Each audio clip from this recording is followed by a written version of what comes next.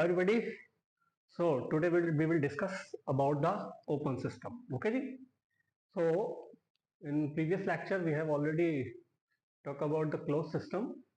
So इसमें हम लोग बात करेंगे open system के बारे में. तो open system क्या होता है? Open system is the system in which both mass and energy can enter to the system and both can coming out from the system. यानी कि मास और एनर्जी दोनों एंटर करती हैं सिस्टम में और दोनों ही बाहर आती हैं. क्लियर? एग्जांपल समझो इसका. एग्जांपल बहुत इंपॉर्टेंट होते हैं किसी भी चीज के. अगर एग्जांपल नहीं समझ में आया तो आपको कुछ समझ में नहीं आएगा. जैसे फॉर एग्जांपल इसका क्या होता है? First one is pump.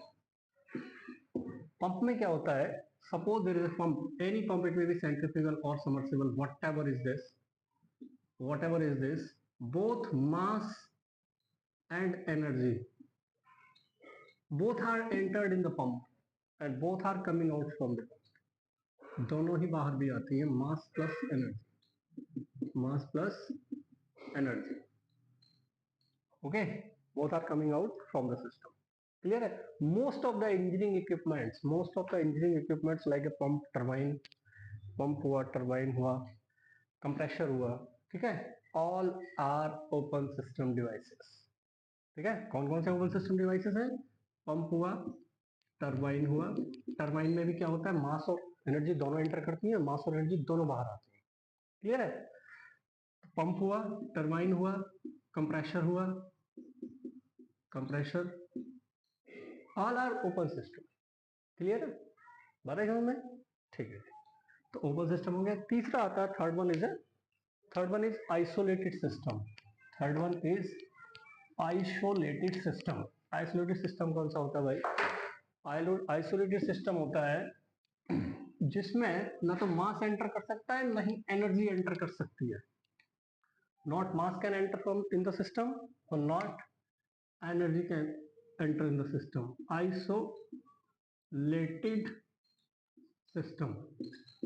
Isolated system में क्या होता है? ना तो इसमें मास एंटर करेगा और ना ही इसमें एनर्जी एंटर करेगी. दोनों ही एंटर नहीं करते हैं. ना तो मास एंटर करता है ना ही एनर्जी एंटर करती है इन द आइसोलेटेड सिस्टम. न ही मास बाहर आता है, मास भी बाहर नहीं आता है और ना ही एनर्जी बाहर आती है.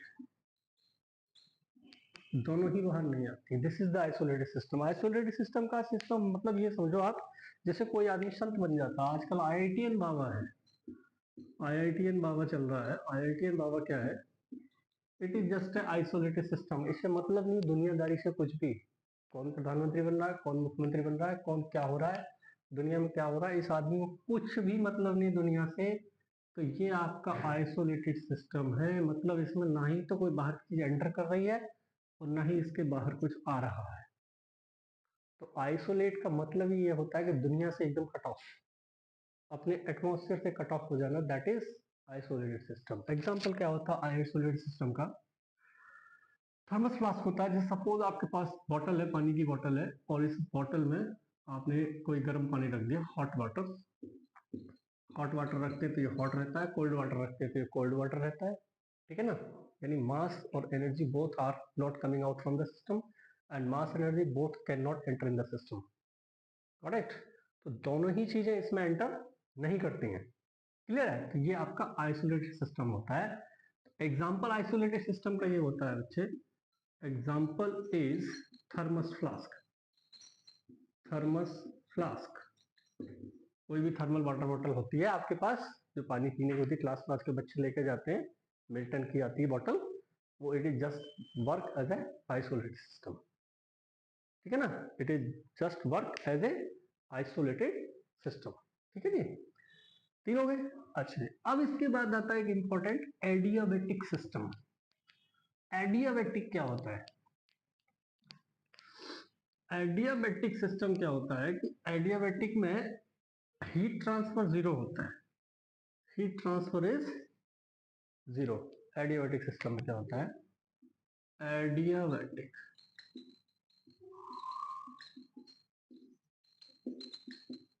एडियाबैटिक सिस्टम में dq इज जीरो. ना हीट एंटर करती है ना हीट एग्जिट होती है. It is just like isolated system, ठीक है ना। ना इसमें हीट एंटर करती है, ना ही इसमें हीट बाहर जाती है। जब कभी भी आपको थर्मोडायनेमिक्स में एडियाबैटिक वर्ड लिखा दे जाए, किसी भी न्यूमेरिकल में आपको एडियाबैटिक वर्ड आ जाए, तो सबसे पहले dq is equal to 0 and second thing is df equal to 0। Entropy भी 0 होती है, एंट्रोपी भी 0 होती है। एंट्रोपी 0 नहीं होती है, चेंज इन एंट्रोपी 0 होती है। मीनिंग इज दैट कि पर्टिकुलर स्टेट में एक 10 मिनट पहले जितनी इंट्रोपी उसकी थी, 10 मिनट बाद भी उसमें इतनी ही इंट्रोपी होगी। Change in entropy is 0। Entropy में चेंजेस नहीं होता है। एंट्रोपी क्या होता है ये बाद में डिस्कस करेंगे। फिलहाल जब कभी भी एडियाबैटिक सिस्टम आ जाए तो दो चीज याद रखना आपको, dq is equal to d0 और ds इज इक्वल टू 0। दो चीज इंपॉर्टेंट है किसी भी न्यूमेरिकल में अगर एडियाबैटिक वर्ड आ जाता है तो। एडियाबैटिक का दूसरा एक कारण और भी होता है। एडियाबैटिक प्रोसेस में क्या होता है, जैसे सपोज एक सिलेंडर पिस्टन अरेंजमेंट हमने यहाँ पे ले लिया और ये है आप ये स्टेट 1 और हम इसको कंप्रेस करना चाहते हैं। इसमें जो एयर भरी हुई है, जो भी गैस है, इसको वी वांट टू कंप्रेस, ठीक है ना, अप टू द स्टेट 2। इसको हम कंप्रेस करना चाहते हैं। तो एडियाबैटिक इतना तेजी से होता है, इतना फास्ट होता है, क्योंकि हमें ये दोनों चीज कांस्टेंट रखनी है। तो इसकी जो प्रोसेस होती है सबसे पहले तो बहुत फास्ट होती है, बेहद फास्ट। क्योंकि जरा सा भी अगर आपने थोड़ा धीमे इसको किया तो हीट या तो इधर एंटर कर जाएगी या इधर बाहर निकल जाएगी। लेकिन हमें क्या रखनी है, कांस्टेंट डीक्यू। तो पहली चीज तो ये कि एडियाबैटिक सिस्टम बहुत फास्ट होता है, बहुत तेजी से प्रोसेस होती है, ठीक है। क्या होती है, तेजी से प्रोसेस होती है। तो in this system, adiabatic system, dq is equal to 0 and ds is equal to 0। Clear है, तो चीज समझ में आई। First law of thermodynamics, laws of thermodynamics, thermodynamics, laws of thermodynamics. सबसे पहला लॉ जो आता है, first law is that is FIRST, first law of thermodynamics. First law of thermodynamics क्या कहता है, फर्स्ट लॉ ऑफ थर्मोडायनेमिक्स ये कहता है कि अगर किसी सिस्टम से, if any system, it may be any system, summation of all heat transfers, summation of all heat transfers, suppose ये Q1 है, Q2 है, ये Q3 है, ठीक है। summation of all heat transfer, summation of Q, इन सब का सम is equal to summation of all work transfer, summation of all work transfer। Clear है। तो वो क्या कहता है फर्स्ट लॉ ऑफ थर्मोडायनेमिक्स, कहने का मतलब है कि energy is conserved, energy can not be created, energy can not be destroyed. ये हम 9th 10th में पढ़ते आ रहे हैं। But in the form of thermodynamics how can you understand it. तो इसका मतलब ये है कि summation of all heat transfer is equal to summation of all work transfer. This is the first law of thermodynamics, and this law is valid only for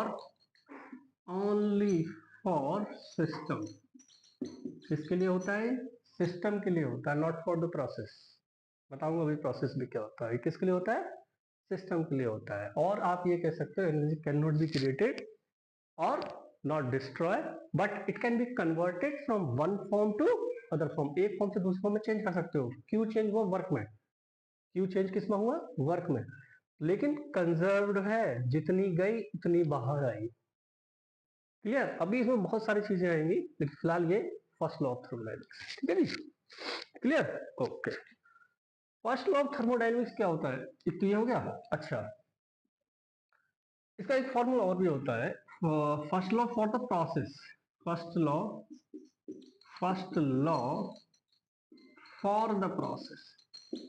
for the process. ये किसके लिए, only for the system, that is for the system. And first law for the process, एक minute यहाँ तक आ रहा video नहीं आ रहा, हाँ आ तो रहा। First law for the process का मतलब ये होता है कि D Q is equal to D U plus D W.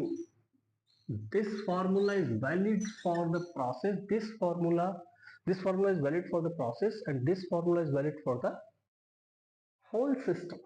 Total system के लिए summation of q is equal to summation of w, और for the process dq is equal to du plus dw. Clear है? Okay, बात समझ में आई? चलो आगे बढ़ते हैं. अब इसका न्यूमेरिकल जब करेंगे तो और क्लियर हो जाएगा ये चीज है क्या. ये चीज तभी समझ में आती है, रटने से नहीं आती है. ठीक है. तो अब आती है थर्मोडायनेमिक अप्रोच. ये और टॉपिक पढ़ लो. Thermodynamic approach. दो अप्रोच होती है भाई. इसके क्या होती है? दो अप्रोच होती हैं. एक होती है माइक्रोस्कोपिक अप्रोच, एक होती है मैक्रोस्कोपिक अप्रोच. क्या होती है? एक माइक्रोस्कोपिक अप्रोच और एक होती है macroscopic approach.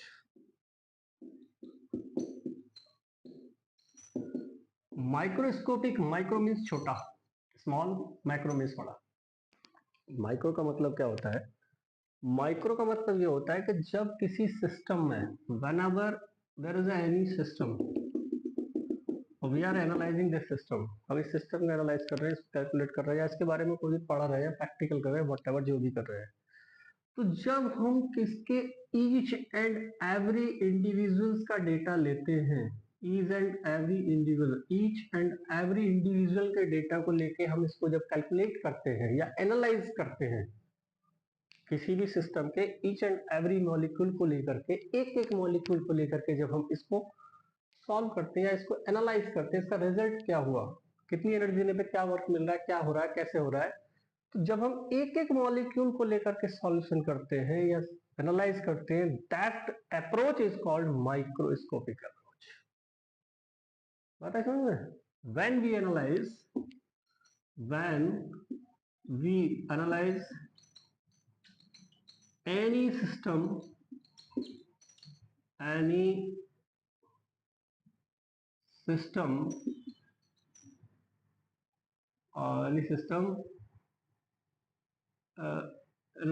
every individual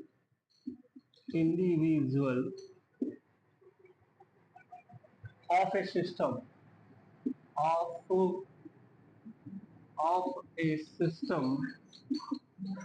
is called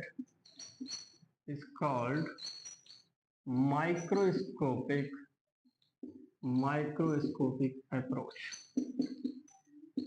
ठीक है.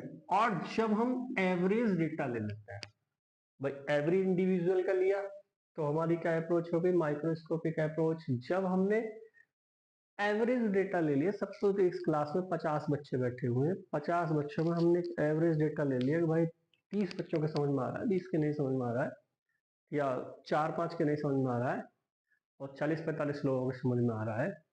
तो हमने एक एवरेज डेटा ले लिया कि भाई बच्चे सबके समझ में आ रहा है, ये एवरेज डेटा हो गया. ठीक है. जैसे एवरेज डेटा कर लेंगे, जैसे मान लीजिए 20 है, 25 है, 30 है, 35 है, चारों को जोड़ो, 4 से डिवाइड कर दो, ये क्या आ गई? Average value. ये क्या आएगी? Average value. एवरेज वैल्यू ये आएगी. ठीक है. इसके अकॉर्डिंग जब हम सॉल्व करते हैं किसी भी सिस्टम को, हम एक एवरेज वैल्यू ले लेते हैं, तब हम उसको कहते हैं मैक्रोस्कोपिक अप्रोच. जैसे फॉर एग्जांपल मान लीजिए कोई सिस्टम है और उस सिस्टम में इसका टेम्परेचर है 30 डिग्री सेंटीग्रेड, इसका टेम्परेचर है 31 डिग्री सेंटीग्रेड, इसका टेम्परेचर है 32 डिग्री सेंटीग्रेड, इसका टेम्परेचर है 33 डिग्री सेंटीग्रेड फॉर एग्जांपल. तो हम क्या करते हैं कि इस सिस्टम का एक एवरेज टेम्परेचर ले लेते हैं, सपोज 32 डिग्री सेंटीग्रेड. अब इसको सॉल्व करेंगे, जबकि एवरी मॉलिक्यूल का टेम्परेचर अलग अलग है. हमने क्या एक एवरेज डेटा ले लिया, देन इसको सॉल्व कर रहे हैं. तो that approach is called macroscopic approach. Clear है? Macroscopic approach. और माइक्रोस्कोपिक क्या होती है? जब हम इस तरीके से सॉल्व करते हैं, ईच एंड एवरी इंडिविजुअल को लेकर सॉल्व करते हैं. ठीक है भाई। ओके, देखो पहले सिस्टम के कुछ चीजें समझो। देखो क्या होता है, जैसे suppose this is a system, कोई भी सिलेंडर पिस्टन रेजोनेंट हमने एक ले लिया। टर्मिनोलॉजी कह सकते हो इसको आप, terminology, terminology of thermodynamic system. आपको एवरी चीज पता होनी चाहिए ना, एक एक चीज पता होनी चाहिए, तभी आप सॉल्यूशन कर सकते हैं। अगर आप एक एक चीज पे अटक गए फिर कुछ नहीं होगा। थर्मोडायनेमिक्स से समझ लो टर्मिनोलॉजी क्या क्या होता है इसके अंदर। तो सपोज इसके अंदर कोई गैस है, कोई भी गैस है, और ये स्टेट है आपकी स्टेट 1, और इसको आपने कंप्रेस किया, प्रेशराइज किया, यहाँ से प्रेशर लगाया, और ये आ जाती है स्टेट 2 पर। ठीक है ना, स्टेट 2। अब ये सबसे पहली बात होती है स्टेट क्या होती है, प्रोसेस क्या होती है, पाथ क्या होता है, ये चीज समझना पड़ेगा ना आपको। ठीक है ना, तो स्टेट क्या होती है सबसे पहले स्टेट, स्टेट का मतलब ये होता है कि किसी भी सिस्टम की एक पर्टिकुलर टाइम, और या कह सकते हो पर्टिकुलर इक्विलिब्रियम में जो उसकी स्टेट है वो उसकी स्टेट होगी। अरे बात समझ नहीं आ रही, नहीं समझ में आई। जैसे मान लीजिए स्टेट डिफाइन होगी इसकी किससे, कितना प्रेशर है, कितना टेम्परेचर है, कितना वॉल्यूम है, ये पैरामीटर इसकी स्टेट डिफाइन कर रहे हैं। ये पैरामीटर इसकी स्टेट को डिफाइन कर रहे हैं। अब यहां से जब हम दूसरे पॉइंट की ओर आगे की ओर बढ़ेंगे, तो यहाँ पे इसके प्रेशर, टेम्परेचर और वॉल्यूम, ये पैरामीटर हो जाएंगे चेंज। ठीक है, तो ये स्टेट हो गई इसकी। तो स्टेट मतलब इसकी स्थिति, क्या स्थिति है, वो स्थिति कौन डिफाइन करेगा, इसके पैरामीटर डिफाइन करेंगे। प्रेशर हुआ, टेम्परेचर हुआ, वॉल्यूम हुआ, स्पेसिफिक वॉल्यूम हुआ, एंट्रोपी हुई, हीट हुई। ठीक है ना, ये सारी चीजें इसको डिफाइन करेंगे। ठीक है, और जब एक स्टेट से किसी दूसरी स्टेट में आता है उसको हम कहते हैं प्रोसेस। फ्रॉम, सपोज मान लीजिए ये एक हमने ग्राफ बना लिया, एक ग्राफ बना लिया, suppose pressure and this is volume, pressure volume graph बना लिया हमने।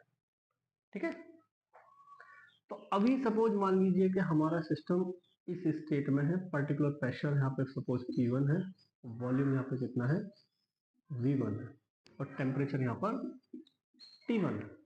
अब हमने इसको कंप्रेस किया, इसको क्या किया, कंप्रेस किया या एक्सपेंड किया, वॉटेवर जो भी है। अब मान लीजिए हमने इसको कंप्रेस किया, तो एक्सपेंड किया सपोज, चलो कंप्रेस ही कर लेते हैं। कंप्रेस किया तो इसका प्रेशर इंक्रीज होगा और टेम्परेचर इंक्रीज होगा, तो पॉइंट हम नीचे लेंगे थोड़ा, तो थोड़ा कहीं यहाँ पर ले लेते हैं। ये 1 स्टेट है, ये pressure P1, it is volume V1 and temperature is T1। हमने इसको कंप्रेस किया। जब आप इसको कंप्रेस करेंगे किसी भी सिस्टम को, whenever we are compressing any system, तो क्या होता है ध्यान से समझो, वॉल्यूम डिक्रीज हो रहा है, वॉल्यूम कम हो रहा है ना। जब इसको आप कंप्रेस करेंगे तो पहले वॉल्यूम था इतना, पहले वॉल्यूम ये था, बाद में वॉल्यूम कितना बचा, केवल इतना वॉल्यूम बचा, तो वॉल्यूम क्या हुआ, डिक्रीज हुआ। वॉल्यूम क्या हुआ, डिक्रीज हुआ। वॉल्यूम जब डिक्रीज होगा, जब आप किसी चीज को कंप्रेस करते जाओगे उसका वॉल्यूम डिक्रीज होगा, और जब वॉल्यूम डिक्रीज होगा तो उसका टेम्परेचर इंक्रीज होगा। यानी कि वॉल्यूम को आपने डिक्रीज किया, ठीक है, वॉल्यूम कम हुआ, डिक्रीज हुआ, और प्रेशर इसका इंक्रीज हुआ। प्रेशर इंक्रीज हो गया, यस और नो, प्रेशर इंक्रीज हो गया, वॉल्यूम डिक्रीज हो गया, वॉल्यूम हो गया आपका V2। क्लियर है नहीं, वॉल्यूम V2 हो गया, प्रेशर इंक्रीज हो गया, प्लस टेम्परेचर भी इंक्रीज हुआ, तो टेम्परेचर कितना हुआ T2। यस और नो, क्लियर है, ओके। तो यहां से यहां तक एक तो स्टेट थी इसकी ये, this one is the first state and this one is the second state. ठीक है, यहां से यहां तक ये जिस रास्ते को फॉलो करता हुआ आया था, जिस भी पाथ को, जिस रास्ते को, whatever is the way वो whatever way it is following, जो सिस्टम इसको फॉलो करता है जिसको, that is called path of the system, path of the system. जिस चीज को ये फॉलो करता हुआ है, तो जैसे सपोज मान लीजिए कि आप अपने घर से और स्कूल जा रहे हैं, स्कूल जा रहे हैं, तो मान लीजिए एक रास्ता ये हो गया, एक रास्ता ये हो गया, एक रास्ता ये हो गया, क्लियर। तो ये क्या है, आपका पाथ है। पाथ मीन्स रास्ता, किस रास्ते को फॉलो करता है हुआ, दैट्स ऑल। किस रास्ते को ये फॉलो करता हुआ आया है वो उसका पाथ हो जाता है। तो ये स्टेट हो गई, ये पाथ हो गया, और यहां से यहां तक पहुंचने की जो प्रक्रिया है, जो तरीका है, उसको क्या कहते हैं हम, प्रोसेस। क्या कहते हैं हम, प्रोसेस। प्रोसेस क्या हुई, वन से टू, प्रोसेस वन से टू, वन से टू प्रोसेस हुई, पर्टिकुलर पाथ को फॉलो करता हुआ गया, और स्टेट वन से टू चेंज हुई। क्लियर समझ में आया, स्टेट, पाथ और प्रोसेस, क्लियर है। तो किसी भी प्रोसेस के लिए, किसी भी प्रोसेस के लिए कम से कम 2 पॉइंट की रिक्वायरमेंट होती है, ध्यान रखना। एक प्रोसेस को होने के लिए, एक प्रोसेस को होने के लिए कम से कम 2 स्टेट्स की रिक्वायरमेंट पड़ती है। एक स्टेट ये हो गया, एक स्टेट ये हो गया। कम से कम 2 स्टेट की रिक्वायरमेंट होगी एक प्रोसेस के लिए, एक प्रोसेस के लिए 2 स्टेट, वन से टू। क्लियर है, 2 से 4 भी हो सकती है, 3 भी हो सकती है, कुछ भी हो सकती है। ये भी हो सकता है कि बच्चा यहाँ से पहले यहाँ गया, दोस्त से घर गया, फिर दूसरे दोस्त से घर गया, तब जाके स्कूल पहुंचा। अब इसमें क्या देखो, एक प्रोसेस ये हो गई, एक से 2 प्रोसेस, 2 से 3 प्रोसेस, 3 से 4 प्रोसेस, प्रोसेस 4 हो गए। ये पाथ हो गया, प्रोसेस 4 हो गई। इस पाथ के थ्रू गया, 4 प्रोसेस में गया, 4 बार उसने अपनी स्टेट चेंज कर दिया, 3 बार यहाँ से यहाँ, यहाँ से यहाँ, यहाँ से। क्लियर है, ठीक है। तो किसी भी प्रोसेस के लिए मिनिमम 2 स्टेट की रिक्वायरमेंट होती है, ठीक है। अच्छा जी, प्रोसेस हो गया। अब होती है साइकिल। साइकिल क्या होती है, प्रोसेस समझ में आई, 2 स्टेट, 1 से 2 स्टेट होनी चाहिए इसके लिए, एक प्रोसेस के लिए, ठीक है। अब क्या आता है, साइकिल क्या होती है। साइकिल क्या होती है, साइकिल वर्ड का मतलब यहाँ पे आता है CYCL, साइकिल। साइकिल का मतलब ये होता है कि जब ये एक स्टेट वन से और स्टेट टू में आया, और फिर स्टेट टू से स्टेट वन में पहुंचा, फिर स्टेट टू से स्टेट वन में वापस पहुंच गया, यानी system firstly compressed from 1 to 2, then it is expand from 2 to 1। तो this is the first process, this one is the second process. Okay, 2 process required है, मिनिमम 2 प्रोसेस। सपोज किसी व्यक्ति को, कोई भी व्यक्ति है, और सपोज यहाँ पे आपका हाउस है, हाउस से और आप ऑफिस जा रहे हैं, हाउस से ऑफिस जा रहे हैं, तो एक स्टेट तो ये हो गई और दूसरी स्टेट ये हो गई। क्लियर है, ठीक है। ये एक तो डायरेक्ट डायरेक्ट ये तरीका है कि आप यहां से यहां चले जाओ, ठीक है, क्लियर। एक ये हो सकता है कि पहले आप इधर जाओ, फिर आप इधर जाओ, फिर आप इधर जाओ, then you go to the office, then you go to the office, ठीक है।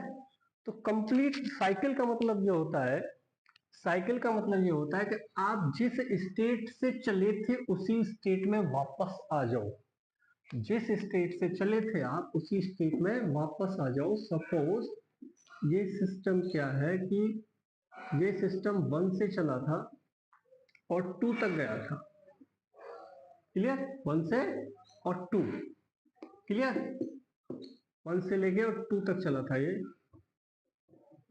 ठीक है जी। अब इस सिस्टम को 2 से 1 में वापिस आना है, फिर उसी स्टेट में वापिस आना है।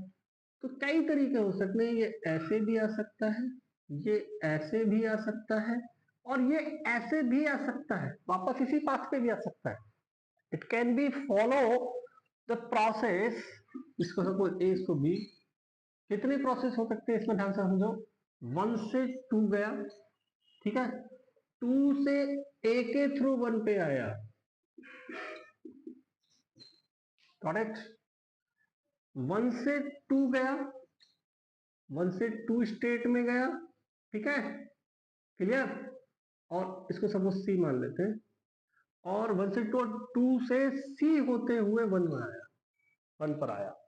एक प्रोसेस एक ये हो सकता है कि 1 से 2 गया, 1 to 2, 1 to 2, और 2 से बी के थ्रू वापस आया, 2 से बी के थ्रू वापस आया।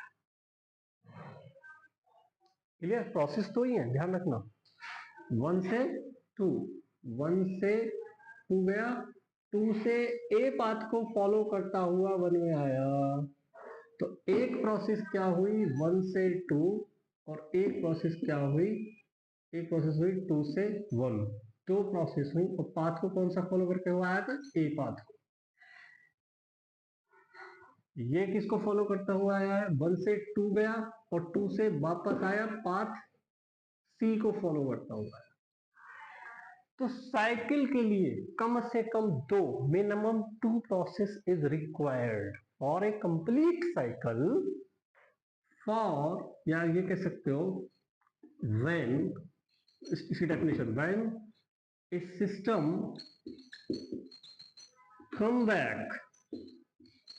come back to original state, original state is called as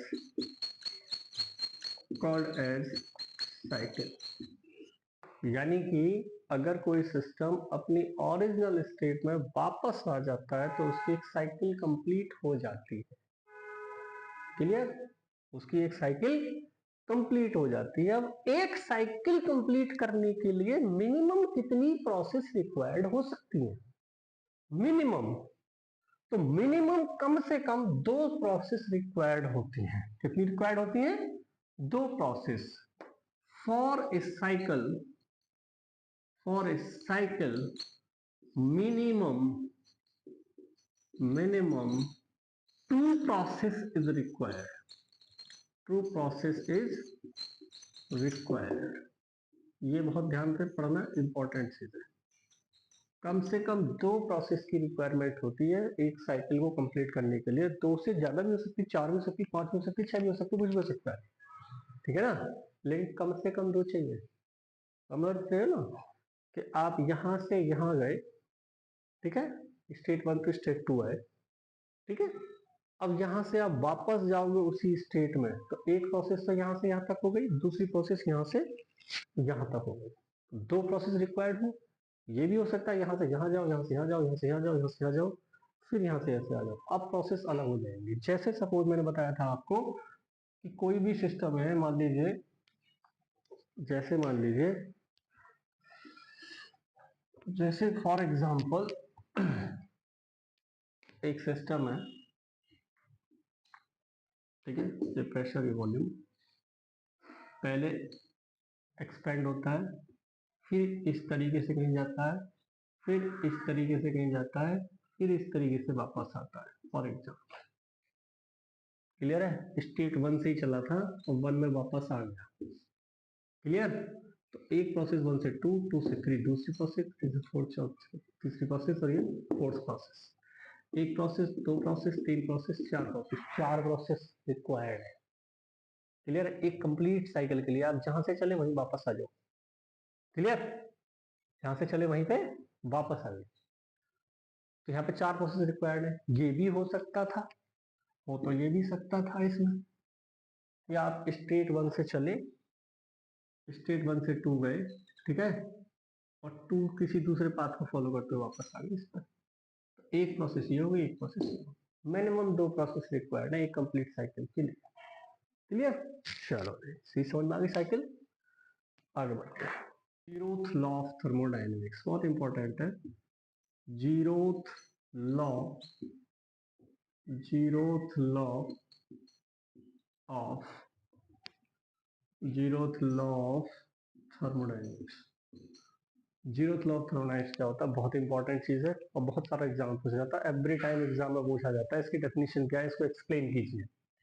तो जीरोथ लॉ ऑफ थर्मोडायनेमिक्स ये कहता है कि इफ ए सिस्टम ए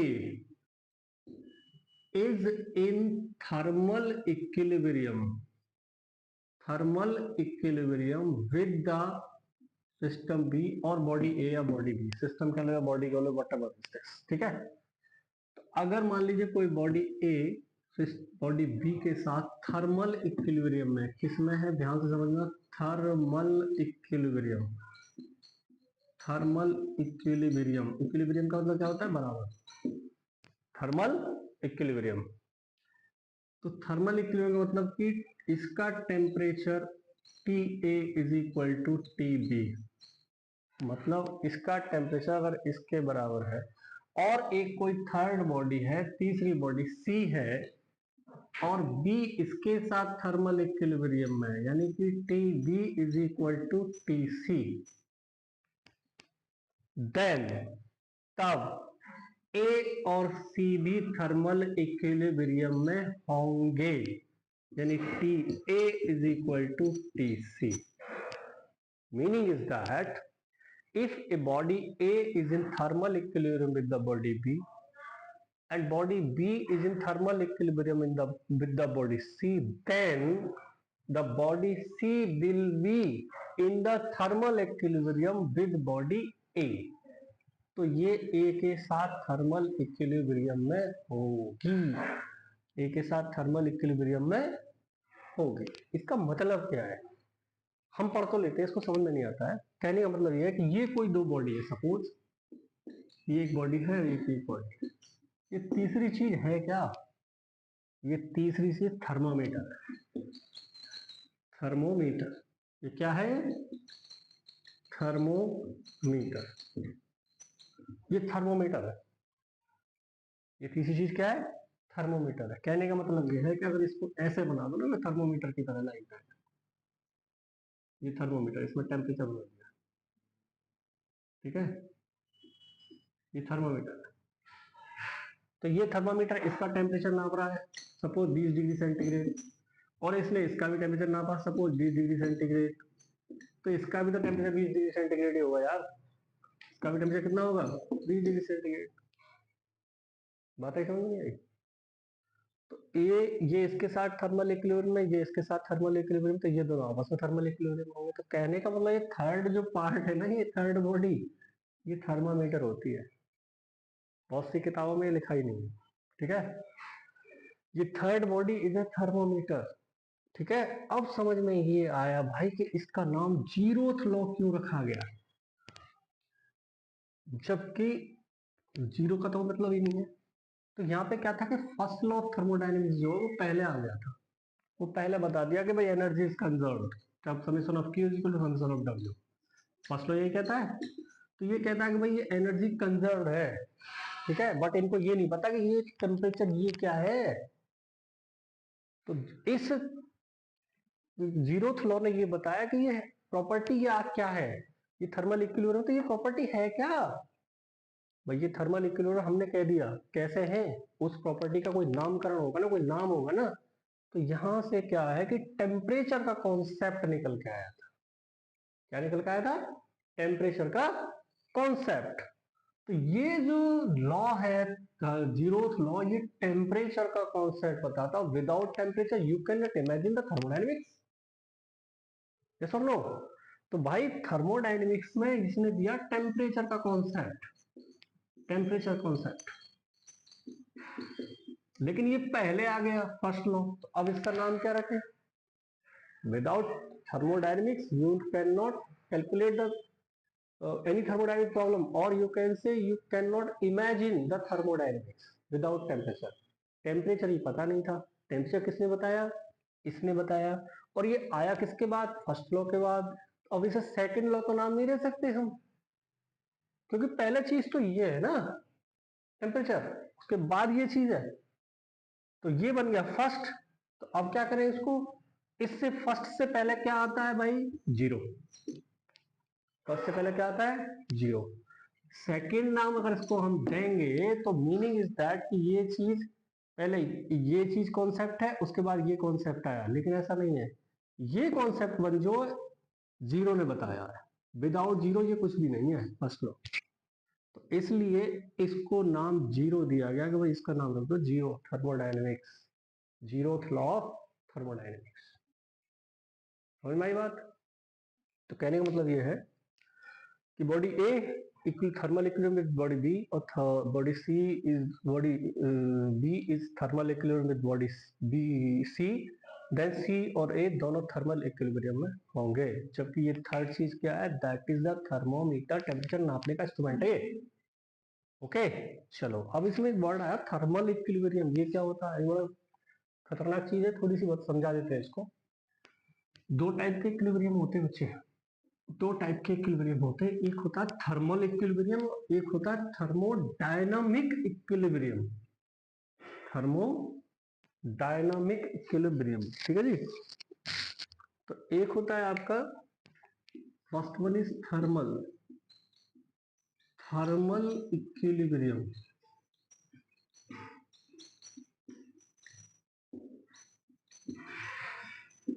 और एक होता है number two thermodynamic equilibrium, thermodynamic equilibrium,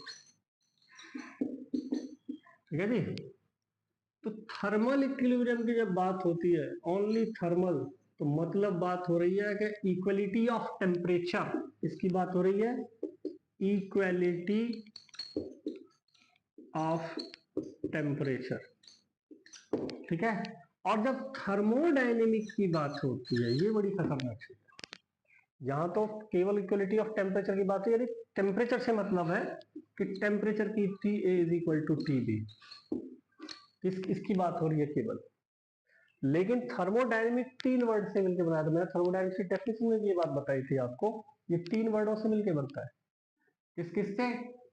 यानी कि थर्मल मीन्स हीट, और डायनेमिक मीन्स यानी कि फोर्स, है ना, प्लस मोशन। तीन शब्द आते हैं इसमें, नहीं, हीट, फोर्स और मोशन। तो थर्मोडायनेमिक इक्विलिब्रियम में भी तीन ही चीज आती हैं। पहली चीज क्या आती है थर्मोडायनेमिक इक्विलिब्रियम में? First one equality of temperature, पहला पॉइंट, क्योंकि क्यों है इक्वलिटी ऑफ टेम्परेचर होना चाहिए उसमें। अगर कोई सिस्टम थर्मोडायनेमिकली इक्विलिब्रियम में है तो उसके लिए क्या क्या कंडीशन रिक्वायर्ड है, वो यहाँ बता रहा हूं मैं। तो थर्मोडायनेमिक इक्विलिब्रियम में पहला पॉइंट आया इक्वलिटी ऑफ टेम्परेचर, यानी कि टेम्परेचर तो बराबर होने चाहिए, बॉडी ए का टेम्परेचर बॉडी बी के बराबर होना ही चाहिए। दूसरी कंडीशन क्या होती है कि इक्वलिटी ऑफ केमिकली इक्विलिब्रियम, यानी कि केमिकली इक्विलिब्रियम होना चाहिए, इक्विलिब्रियम, ठीक है ना। केमिकली इक्विलिब्रियम का मतलब क्या है कि अगर सपोज दो सिस्टम है, एक सिस्टम ये एक सिस्टम ये है, तो इन दोनों में केमिकली कोई एक्शन रिएक्शन नहीं होना चाहिए, कोई भी एक्शन या रिएक्शन नहीं होना चाहिए, तब होंगे ये थर्मोडायनेमिक इक्विलिब्रियम। अगर कोई एक्शन इसके बीच में हो गया, दोनों एक दूसरे से रिएक्ट कर गए, तो थर्मोडायनेमिक इक्विलिब्रियम नहीं हुआ। तो केमिकल इक्विलिब्रियम होना चाहिए, आता है समझ? कहने का मतलब केमिकल सेम होना चाहिए, इक्विलिब्रियम नहीं होगा अदरवाइज, ठीक है। तो केमिकली इक्विलिब्रियम होना चाहिए। नंबर थर्ड नंबर, अब आपको ध्यान से देखो, फोर्स भी आ रहा है, फोर्स भी आ रहा है ना। तो equality of the forces, equality of force, तीनों चीज डायग्राम यहाँ तक आ रहा है, कोई वीडियो में नहीं, हाँ जी, ठीक है जी। तो जब ये फोर्स का इक्विलिब्रियम होना चाहिए, अगर कोई दो सिस्टम थर्मोडायनेमिक इक्विलिब्रियम में है, नॉट थर्मल, थर्मोडायनेमिक इक्विलिब्रियम में है, तो उसके अंदर तीन कंडीशन फुलफिल होनी चाहिए। पहला इक्वलिटी ऑफ टेम्परेचर, मतलब इन दोनों के टेम्परेचर बराबर होने चाहिए, दोनों के टेम्परेचर इक्वल होने चाहिए। दूसरा केमिकल इक्विलिब्रियम, इन दोनों के बीच में कोई रिएक्शन नहीं होनी चाहिए, आपस में कोई रिएक्शन नहीं करनी चाहिए एक दूसरे से। थर्ड वन, इन दोनों के बीच में कोई फोर्स की इनइक्वलिटी नहीं होनी चाहिए, यानी फोर्स इक्वल लगना चाहिए। मीनिंग इज दैट कि जितना फोर्स इस पे लग रहा है उतना फोर्स ऐसा इस पे लग रहा है, उसी प्रकृति का लग रहा है, सेम नेचर, सेम टाइप, का फोर्स लग रहा है, इन दोनों में आपस में कोई इनइक्वलिटी नहीं होनी चाहिए। ऐसा नहीं होना चाहिए ये इस पे फोर्स लगा के इसको आगे बढ़ा दे, या इस पे ये फोर्स लगा के इसको आगे बढ़ा दे। इन दोनों में फोर्स का इक्विलिब्रियम भी होना चाहिए। क्लियर है? फोर्स होना चाहिए ठीक है, लेकिन फोर्स का इक्विलिब्रियम होना चाहिए, बराबर होना चाहिए। फोर्स हो, मूवमेंट हो, कुछ भी हो, तो उसमें क्या है, इक्विलिब्रियम होना चाहिए। क्लियर? तीन चीज समझ में आई? Equality of temperature, chemical equilibrium, कोई केमिकल रिएक्शन नहीं होनी चाहिए बीच के अंदर, और equality of the forces, force का भी इक्विलिब्रियम होना इनमें जरूरी है। Force should be in equilibrium. Okay, चलो जी, थर्मोडायनेमिक्स समझ में आया, थर्मल और थर्मोडायनेमिक इक्विलिब्रियम। जी, अब नेक्स्ट टॉपिक आता है path function and point function. Path function, PATH, path function. Path mean simple क्या होता है, रास्ता यार, रास्ता। ओके, बात समझ आ रही है? हिंदी में समझ चीज को। पाथ मीन्स, जैसे अंग्रेजों के पास कुछ बचा नहीं था, हमारे शब्दों को चुरा लिया। हिंदी में, संस्कृत में पाथ को, रास्ते को क्या कहते हैं, पथ कहते हैं, है ना? गाना सुना है, जिस पथ पे चल रहा हूँ उस पथ पे हाँ चल तो बिछाने दे, है ना? पथ मीन्स रास्ता। क्लियर? और इसी को इंग्लिश में इन्होंने ऐसे लिख दिया, पथ, रास्ता। ठीक है, तो पाथ क्या होता है, रास्ता। बात खत्म हो गई। ठीक है ना? किस रास्ते से आप चल रहे हो, किस रास्ते से आप जा रहे हो। ठीक है, पाथ। पाथ फंक्शन क्या होता है? ठीक है जी, थर्मोडायनेमिक्स में दो टाइप के फंक्शन होते हैं, एक पाथ फंक्शन होता है और एक क्या होता है, पॉइंट फंक्शन। दूसरा क्या होता है, पॉइंट फंक्शन। तो पाथ फंक्शन वो होता है, पाथ फंक्शन जो पाथ पे डिपेंड करता है। सीधी सी बात है, the function which is dependent on the path या depend on the path is called path function. The function depend on the path, depend on the path is called as path function, is called as path function. ठीक है जी?